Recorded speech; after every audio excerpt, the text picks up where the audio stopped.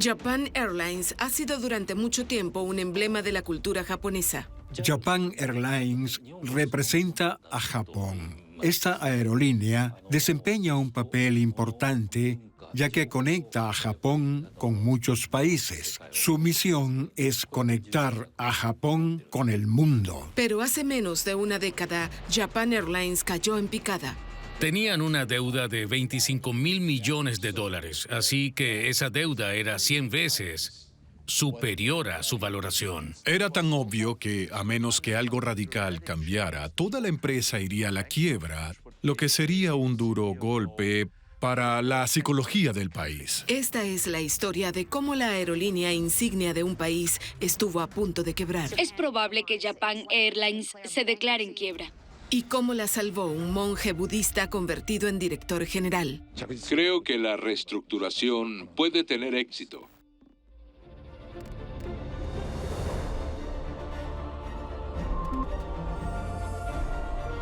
Secretos corporativos.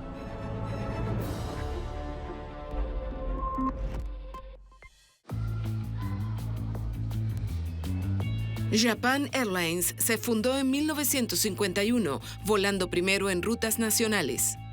En 1954, la aerolínea lanzó su primer servicio internacional, volando la ruta Tokio-Honolulu-San Francisco, y comenzó a construir una relación especial con el pueblo japonés. Sí, para volver a casa utilizo Japan Airlines para de esa manera evitar el tránsito.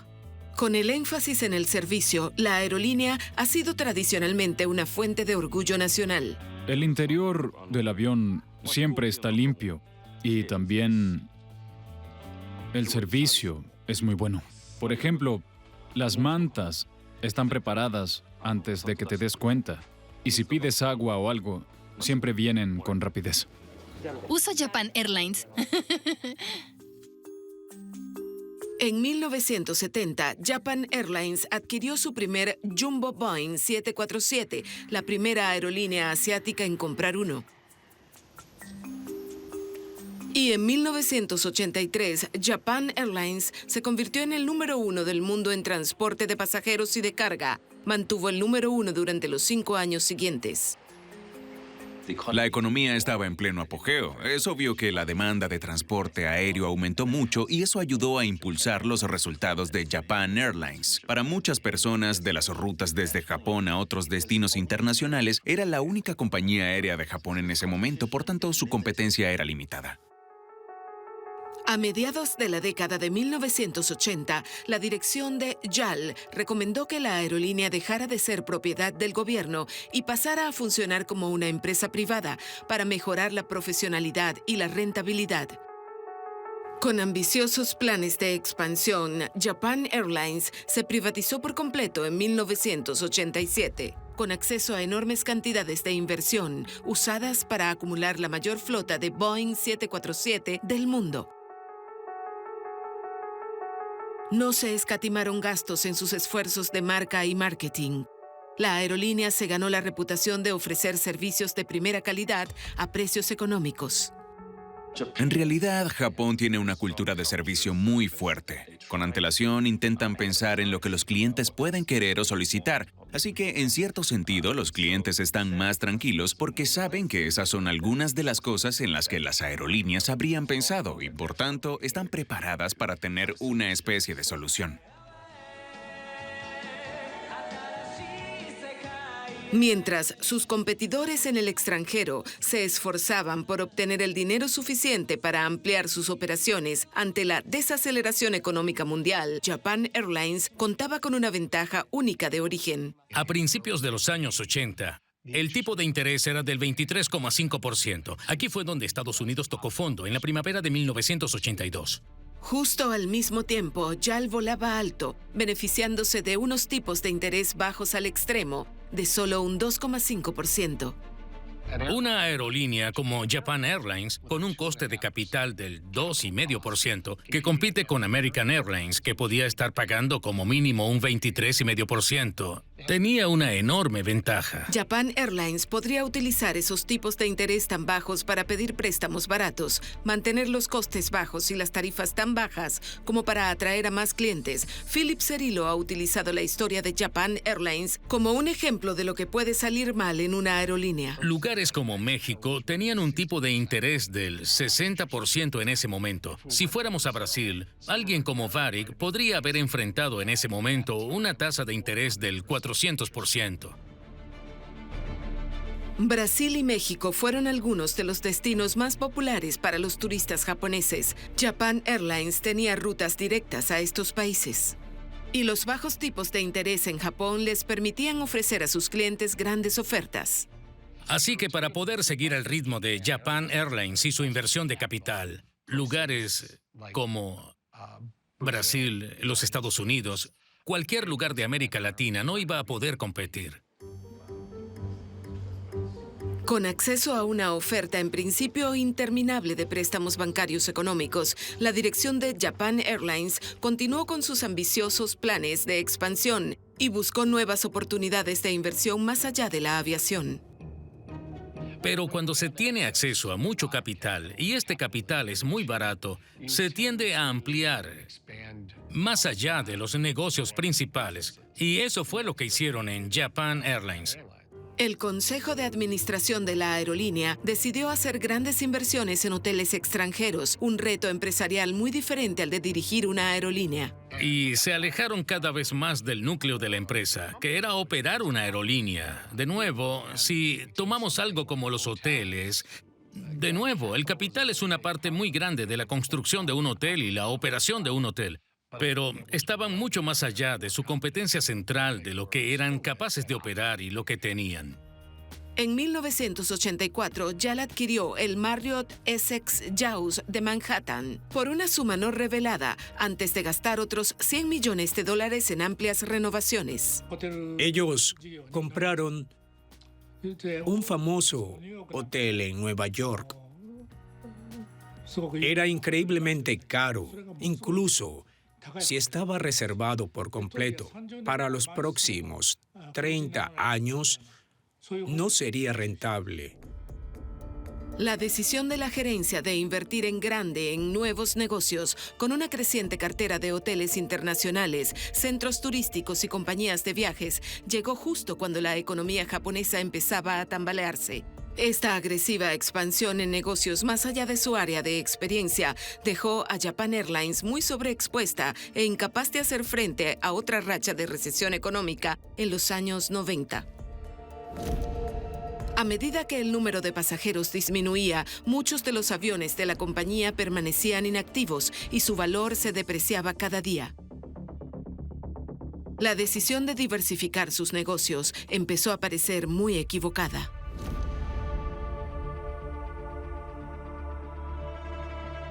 La economía se estaba hundiendo. Se dieron cuenta de que la economía estaba rompiéndose. El boom que se produjo en la década de 1980 tal vez no sería visto de nuevo por un tiempo. Así que la demanda de transporte aéreo y también algunos de los otros servicios en la economía sin duda fueron golpeados. El profesor adjunto Terence Fan ha seguido los intentos de la junta directiva por salvar a la aerolínea de la inminente crisis. Si nos fijamos en el número de destinos que ofrecía en lugares como Europa, por ejemplo, solían tener como 12 destinos. Se redujo a unos 7 y solían tener muchos servicios en la zona de Oriente Medio. La mayor parte de eso se redujo también en los años 90. Así que vimos mucha racionalización. Pero no está claro si esa racionalización fue suficiente para mantenerla, porque el panorama competitivo seguía cambiando. Para añadir a sus problemas autoinfligidos, Japan Airlines estaba a punto de verse sacudida por una serie de acontecimientos externos que amenazarían su propia supervivencia. Secretos corporativos.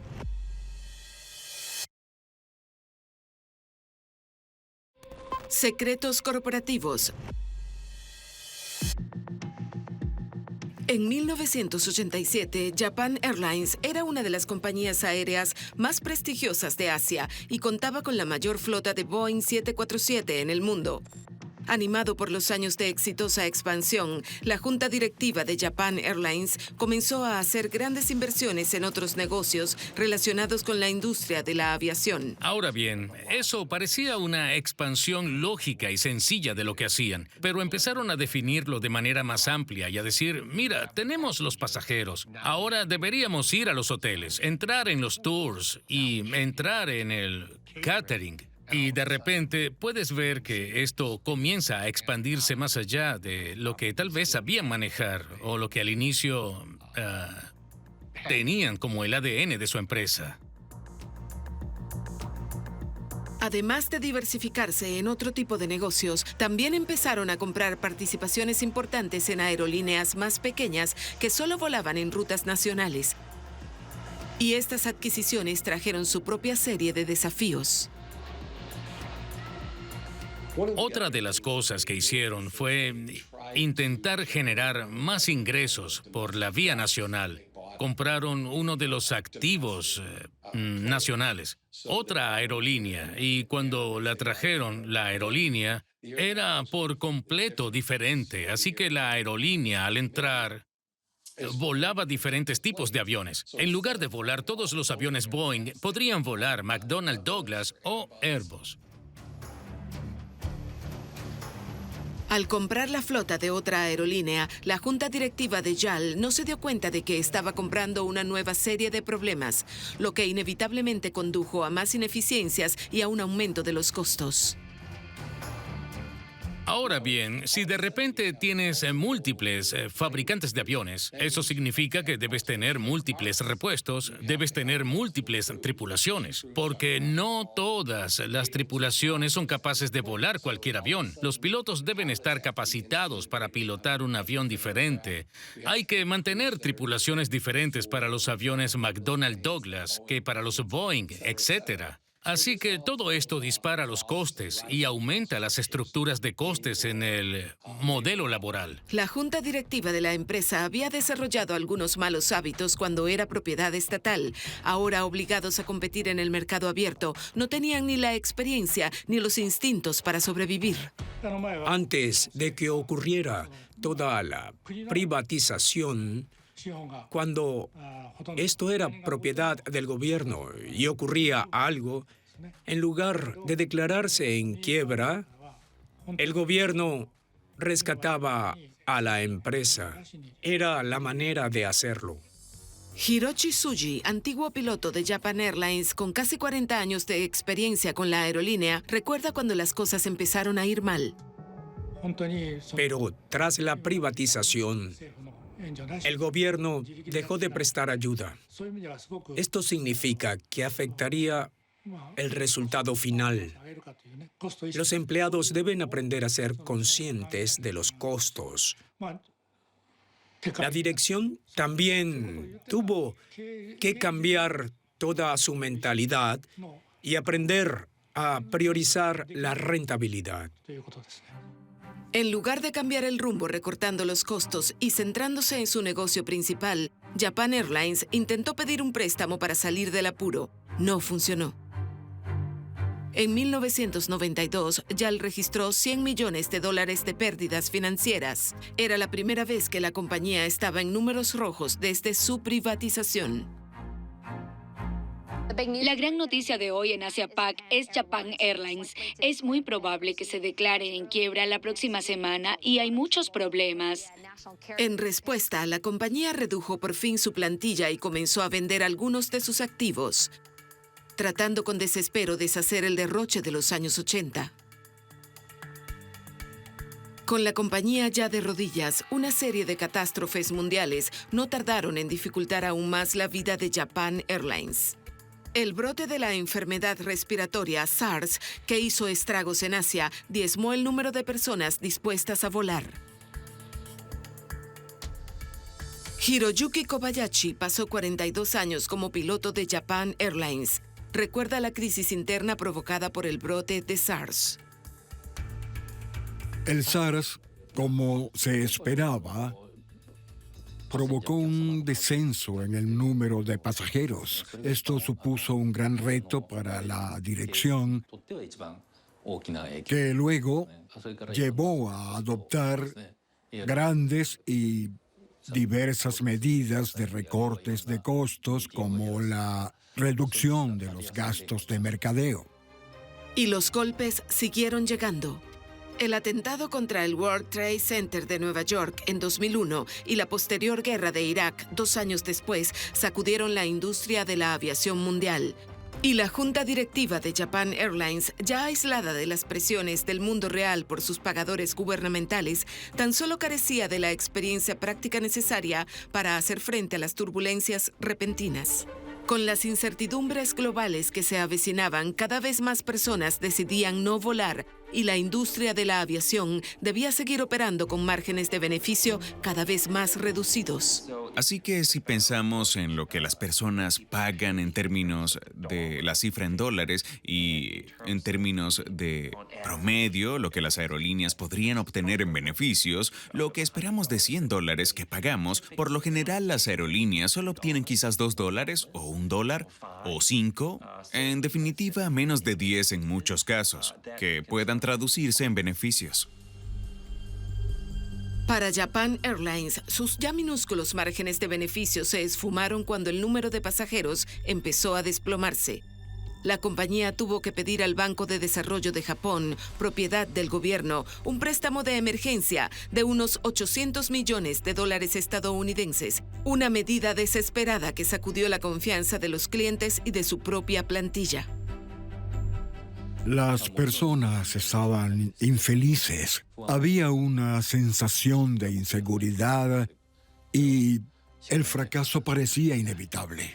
Sumida en la deuda, sacudida por una serie de crisis globales y con una junta directiva indecisa, la capacidad de supervivencia de Japan Airlines no parecía nada segura.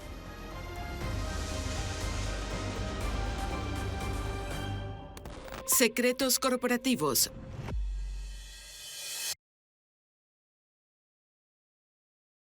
Secretos corporativos. El ataque a Irak ha comenzado. A mediados de la década de 2000, una serie de acontecimientos mundiales había sumido a Japan Airlines en unos niveles de endeudamiento espantosos, que ascendían a más de $2.500 millones estadounidenses. Incluso en su país, Japan Airlines había perdido su dominio del mercado nacional en favor de su rival, All Nippon Airways. La única respuesta de la junta directiva fue asumir nuevos préstamos por un valor de casi $630 millones. Entonces, ¿por qué otras aerolíneas rivales pudieron sobrevivir mejor a estos tiempos? Si comparamos Japan Airlines con Singapore Airlines, en realidad vemos que Singapore Airlines fue más rentable durante más años y creo que eso tiene que ver con el hecho de que Singapore Airlines lleva muchos años operando en un entorno bastante competitivo. Y creo que eso ayuda a que la dirección esté atenta y en sintonía con los últimos cambios. Al igual que Singapore Airlines, Japan Airlines siempre trató de estar a la altura de su imagen como buque insignia de la nación. La particularidad de HAL es que es una empresa japonesa, por lo que tiene ese tipo de cultura japonesa. Lo llaman ometanashi. Es como ofrecer lo que el cliente quiere antes de que lo pida, así que eso es lo que los hace únicos. Keiichi Nukina es un entusiasta de la aviación que siguió a Japan Airlines a lo largo de los años y aprendió a valorar los estándares tradicionales de servicio ofrecidos. Una cosa que distingue a JAL de la mayoría de las demás aerolíneas es que en varios de sus aviones utilizan un producto de clase business llamado Apex Suite. Es muy espaciosa y tiene cierta privacidad, por lo que se considera uno de los mejores asientos que existen. Eso hace que su clase ejecutiva sea algo único. Un enfoque exclusivamente japonés del servicio. Pero era justo este tipo de servicio anticuado y exagerado el que hacía que JAL no pudiera competir con sus rivales más ágiles. El mayor problema era la ineficacia, causada por la mentalidad de somos invencibles. Siempre estaban respaldados por el gobierno, así que gastaban dinero a diestra y siniestra. La crisis agudizó todos los problemas. Todo el mundo pudo ver de repente cómo los ingresos se rompían, cómo los viajeros de alto rendimiento y los viajeros de negocios ya no viajaban tanto. De repente pudo verse lo grande que eran las pérdidas en realidad, lo ineficiente que era la aerolínea. El profesor Jochen Wertz analizó el por qué algunas empresas de servicios hacen las cosas tan mal. Había mucha burocracia, mucha complacencia, una toma de decisiones muy lenta y no había la voluntad, el coraje y la energía para hacer cambios más profundos en la aerolínea. Con todo en contra, Japan Airlines se paralizó en 2010. La compañía se hundía bajo una aterradora deuda de $25.000 millones. JAL tuvo que solicitar la protección por quiebra. La compañía se comprometió a recortar unos 15.000 puestos de trabajo y recibió otro rescate del Estado por un valor de $11.000 millones. Pero el hecho de echar el dinero bueno sobre el malo no serviría para nada. Y pues la fuerte caída del volumen de viajeros. Si Japan Airlines no podía reducir sus costos operativos, se enfrentaría a una tremenda consecuencia negativa en sus ingresos y su situación financiera. Y eso es justo lo que sucedió. Las estrictas normas de aviación impidieron a Japan Airlines idear soluciones flexibles para reducir los costos. Ahora bien, había algunas cosas de fondo de las que no podían librarse. Una de ellas es que en Japón no se permitía que las tripulaciones tuvieran una calificación para varios aviones. Así que todos estaban clasificados para un solo tipo de avión. La capacidad de convertir a los aviones más pequeños o cambiar las tripulaciones entre los aviones, todas esas cosas estaban fuera de la mesa para ellos. En segundo lugar, habían comprado todos los 747. Se decantaron por los aviones grandes y no se adaptaron a las rutas. Lo que las aerolíneas más pequeñas estaban haciendo, o las aerolíneas nuevas estaban haciendo en ese momento, era comenzar con aviones pequeños y ocupaban el volumen de asientos en todas y cada una de estas rutas.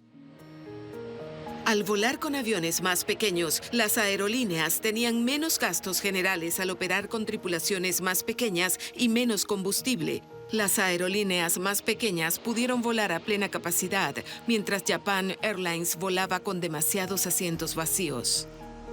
Cuando eso ocurrió, tenían muchas pérdidas. Es obvio que Japan Airlines no fue la única, pero la cuestión es que justo antes de entrar en esta crisis ya estaba muy endeudada. No estaba en la posición de hacer movimientos drásticos, por lo tanto, no podían sobrevivir. Ante esta amenaza existencial, los antiguos propietarios de JAL, el gobierno japonés, al fin decidió intervenir. Después de la crisis financiera, cuando de repente las pérdidas se hicieron tan grandes, era tan obvio que, a menos que algo dramático cambiara, toda esta compañía iría a la quiebra, lo que sería un duro golpe para toda la psicología del país. Es la compañía aérea bandera. Es Japan Airlines. ¿Cómo puede permitirse que una compañía de un país orgulloso quiebre así como así? Con el orgullo nacional en juego, el gobierno japonés creó un comité de expertos externos para salvar a Japan Airlines. El abogado Hideo Seto fue el encargado de dirigir el cambio de rumbo.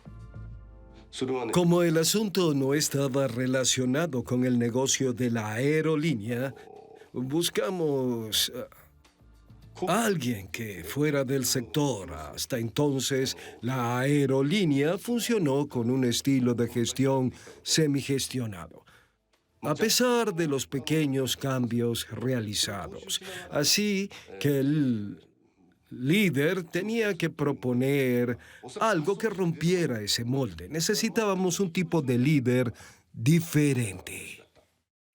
En 2010, el colapso financiero mundial llevó a Japan Airlines al borde de la quiebra. El gobierno decidió que había una persona que podría salvar el día.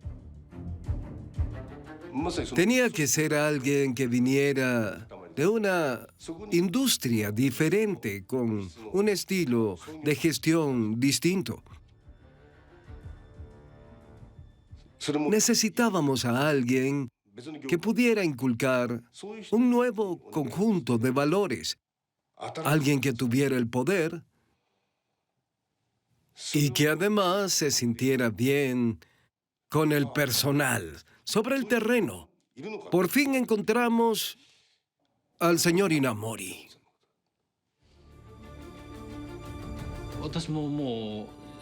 Llevo escuchando las charlas públicas del señor Inamori desde 1995. Fue una gran elección para ser el presidente de la empresa. Así que el señor Inamori fue elegido para dirigir la nueva Japan Airlines. Creo que es una gran persona para hacerlo. Inamori venía de una empresa llamada Kyocera. Se dedicaba a la cerámica y la electrónica. Lo que en realidad hace que esta empresa destaque es que en las últimas décadas siempre pudo obtener beneficio cada año. Por lo tanto, eso puso a Japan Airlines en un marcado contraste. Creo que es una gran persona para traer a Japan Airlines a repensar lo que debe hacer. Kazuo Inamori no tardó en poner en marcha sus planes para revertir la mala suerte de JAL. Así que lo primero que tuvo que hacer fue ir al Ministerio de Transporte del Estado y conseguir préstamos y rescates para efectivo y operaciones. También fue a la comunidad financiera a pedir alguna condonación de deuda, con la idea o con la promesa de que seguirían adelante. Pero pedir prestado más dinero nunca iba a ser suficiente para cambiar las cosas. El nuevo director general se centró en el estatus icónico de la aerolínea del país y en el daño que se haría a la reputación internacional de Japón si se permitía que JAL se hundiera. Comienza a hablar de cómo, si se permite la quiebra de JAL, esto afectaría a los ciudadanos de Japón. Se verían limitados en sus opciones de viaje. Se enfrentarían a precios más altos. Esto era una cuestión de orgullo nacional, una cuestión de seguridad nacional. Este tipo de mensaje a los reguladores, a la comunidad financiera, alivió su inquietud. Podían comprar este mensaje. Puede que las rápidas acciones de Inamori hayan estabilizado a Japan Airlines, pero para que la empresa volviera a crecer tendría que cambiar radicalmente la cultura. Secretos corporativos.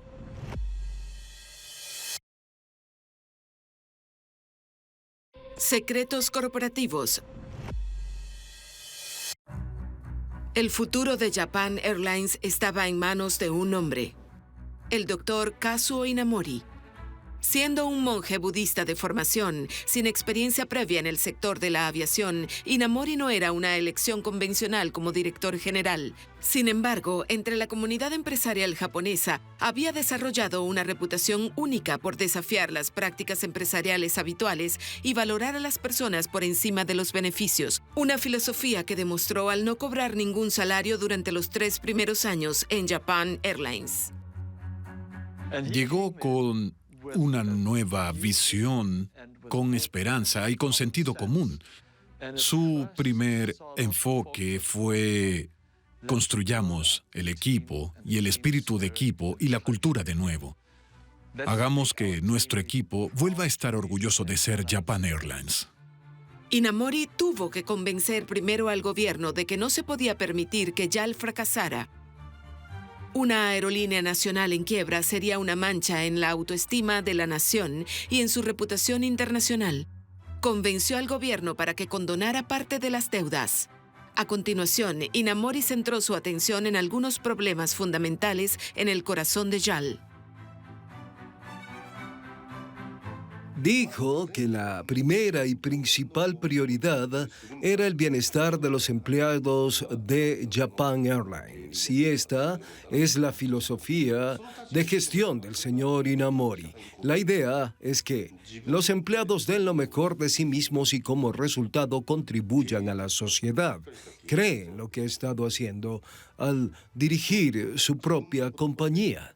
Esa es su filosofía. Tiene el poder de mover a la gente usando sus propias palabras.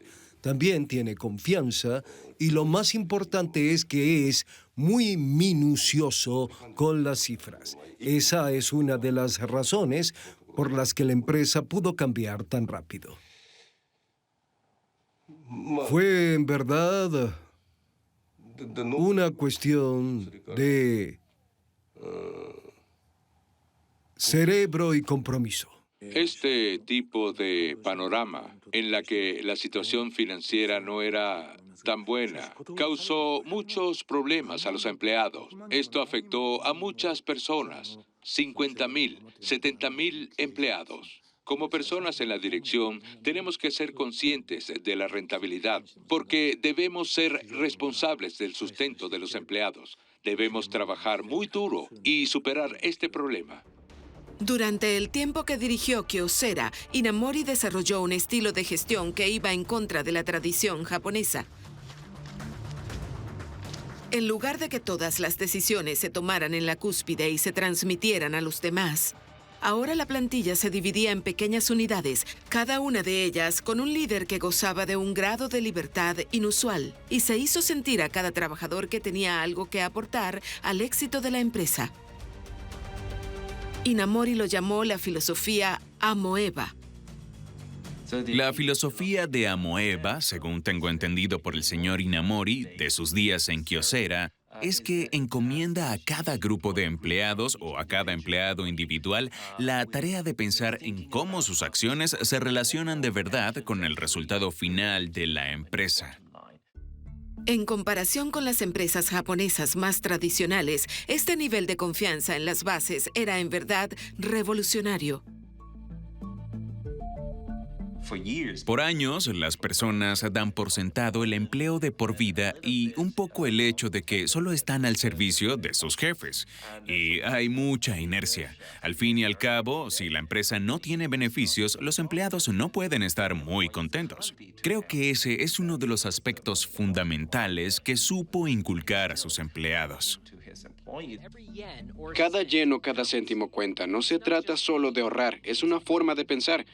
Se anima a los empleados, desde los pilotos hasta los trabajadores de mantenimiento y los representantes del servicio de atención al cliente, a asistir a un curso de filosofía, pequeños pasos que conducen a uno de los mayores cambios corporativos de la historia de Japón. Pero Inamori también podía tomar decisiones difíciles. Enfrentando a una plantilla abultada, el antiguo monje budista se apresuró a aplicar el hacha.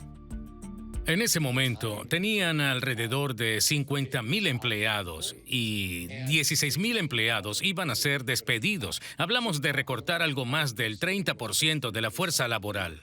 Repito, el 30% de la fuerza laboral y la fuerza laboral que quedaba iba a tener que aceptar un recorte salarial del 30% y tendrían sus pensiones reconfiguradas o revalorizadas. Vaya, son cosas difíciles de entender para las personas, pero de nuevo llevó ese mensaje de orgullo, integridad y servicio nacional.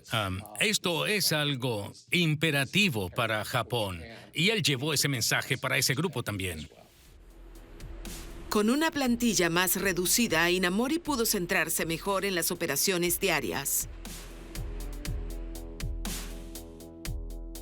Él miraba las cifras de cada departamento y observaba el movimiento de las cifras cada mes. Si no había mejoras, se preguntaba por qué. Así que era muy detallado. Todas y cada una de las secciones eran examinadas. Entonces, ahora, cada una de las personas de la compañía debía ser responsable de lo que él estaba haciendo. Se acabó lo de pasar la pelota o esconder los malos resultados dentro de una jerarquía rígida. Lo que se necesitaba para Japan Airlines era que volviera a ser rentable. Ese era el tema principal. Y además, dar servicio a los clientes. También se pueden extraer valiosas lecciones de las compañías aéreas de bajo costo más pequeñas o LCC.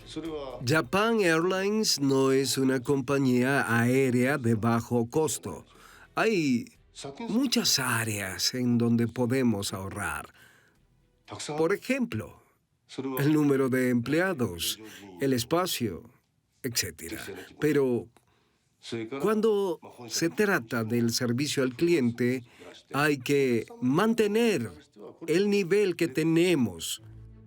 Pero incluso recortando los costos, Inamori se negó a comprometer dos principios tradicionales de Japan Airlines, el servicio al cliente y la seguridad. Así que durante la reorganización de la quiebra, creo que las aerolíneas recortaron mucho en términos de deuda, pero creo que las cosas que no recortaron o que no vimos mucho fueron en cuanto a la inversión en seguridad de las operaciones y también en términos de servicio al cliente. Creo que en cuanto a la primera, no hemos oído hablar de incidentes importantes desde entonces. Se recortaron los gastos de entretenimiento y transporte, pero en cuanto a la seguridad y sobre todo en los recortes de combustible, los gastos de mantenimiento y formación nunca se vieron comprometidos. En 2012, solo 2 años después de haber escapado por poco del colapso financiero total, Japan Airlines volvió a ser reconocida como la aerolínea más rentable del mundo en ese año fiscal. Ha sido increíble. Nos propusimos y esperamos un beneficio de 60.000 millones de yenes. Eso es imposible. Nos dedicamos a la reducción de costos y demás. Y luego obtuvimos 180.000 millones de yenes de beneficio. Parecía un milagro. Con las finanzas de la compañía saneadas y la reorganización de su plantilla, Japan Airlines pudo invertir en nuevos aviones y ofrecer a sus clientes más rutas. De hecho, ya tomó algunas decisiones de inversión en cuanto a la adquisición de aviones nuevos, modernos y más eficientes en cuanto a consumo de combustible, llamados de la serie 787. Esto le ayudó a ser más eficiente en algunas de las operaciones existentes, así como a abrir nuevos mercados. Por ejemplo, inició nuevos servicios a lugares como Boston y San Diego desde Tokio. De este modo, reforzó su presencia en el importante mercado norteamericano.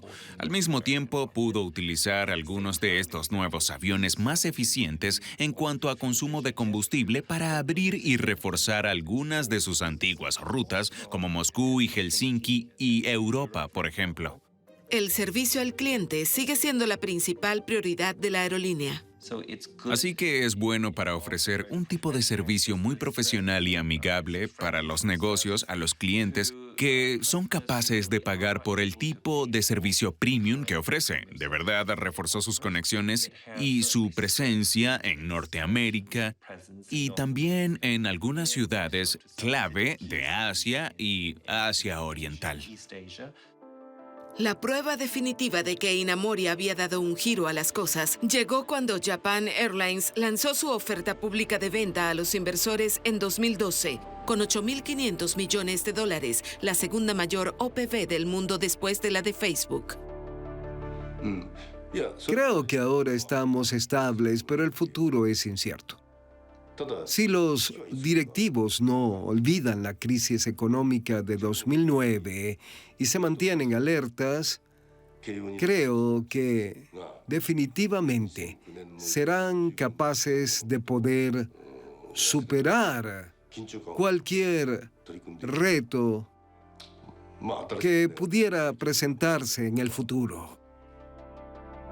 Inamori dejó de ser presidente de Japan Airlines en 2013 y en 2015 se convirtió en asesor de la nueva dirección.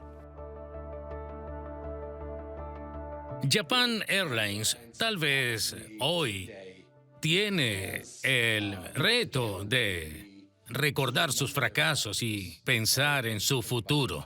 Han recortado muchos de los negocios no rentables, los flujos de caja son mejores. Pero no quieres volver a las cosas que hiciste una vez, así que aprende de tus errores. No repitas tus errores y creo que ese será el reto para la empresa.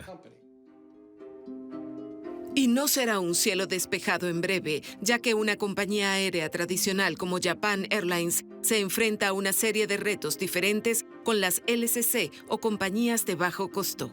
Al ofrecer una alternativa más económica y sin lujos, estas compañías de bajo costo se dirigen a un nuevo segmento de viajeros con presupuestos modestos.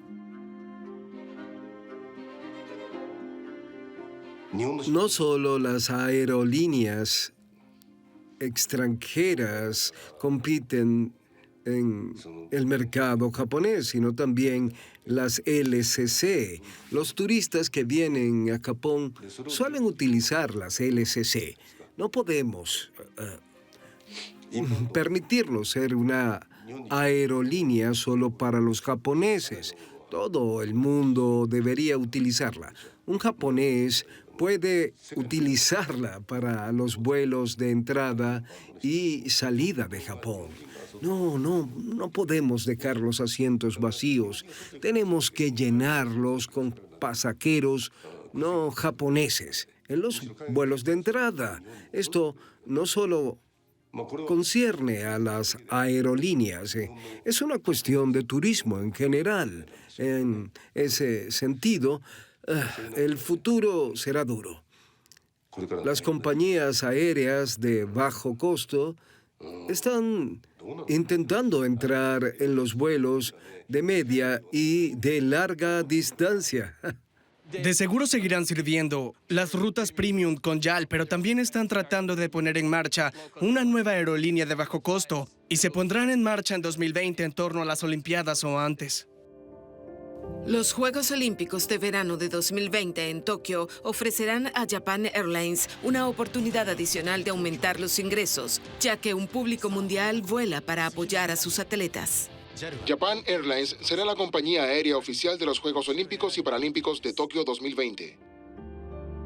Pero la aerolínea tendrá que asegurarse de que no se olviden las lecciones del pasado, tan duramente aprendidas. No creo que intente crecer tanto como sea posible, pero sí creo que puede crecer de forma consistente y rentable en el futuro utilizando justo las mismas filosofías que han guiado a Japan Airlines en los últimos años.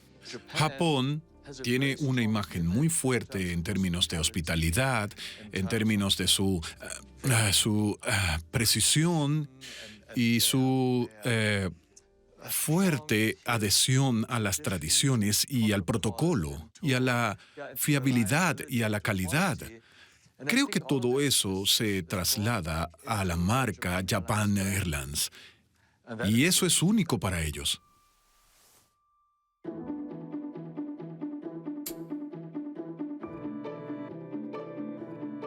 En 2018, Japan Airlines reportó un beneficio operativo previsto de $1.500 millones estadounidenses.